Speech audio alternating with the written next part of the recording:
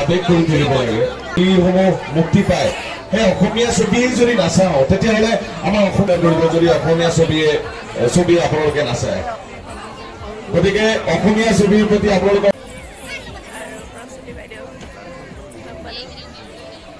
চলি আছে এতিয়া আমাৰ অসমীয়া চিনেমাৰ পাল এতিয়া অসমীয়া চিনেমাত আমাৰ অসমীয়া মানুহখিনিয়ে যিখিনি মানুহে অসমীয়া জাতিটোক ধৰি ৰাখিছো আমি আটাইখিনি দায়িত্ব এতিয়া আমি অসমীয়া চিনেমা উপভোগ কৰাৰ অসমখন আমি বাৰেবৰণীয়া সংস্কৃতিৰ এখন বিশাল পথাৰ সেই পথাৰখনৰ পৰিচয় হৈ আছে আপোনালোকৰ নিচিনা মানুহখিনিয়ে গতিকে আমি আপোনালোকৰ মাজলৈ সেইকাৰণে আহিছো যাতে এই বিশাল সাংস্কৃতিক পৰিচয়ক অসমীয়া মানুহখিনিয়ে মৰম বৰকত লুকাই থাকে নাজানে কিন্তু যেতিয়াই মৰমে মাতে সকলো বাধা নেওচি আগুৱাই আহিবলৈ হেঁপাহ জাগে মৰমবোৰক আঁকোৱালি ল'বলৈ মন যায় মৰমবোৰ কাঢ়ি আনিবলৈ মন যায়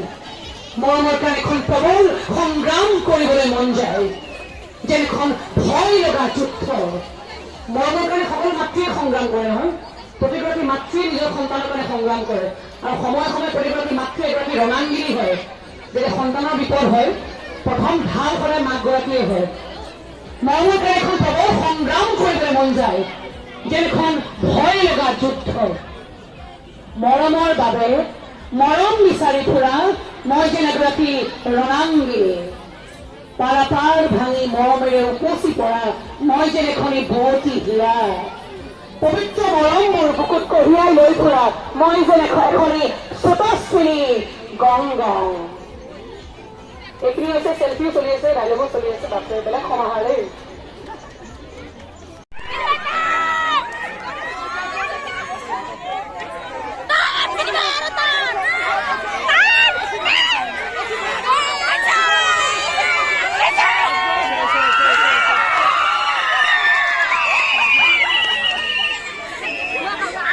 Vai, ini kok nggak hoto?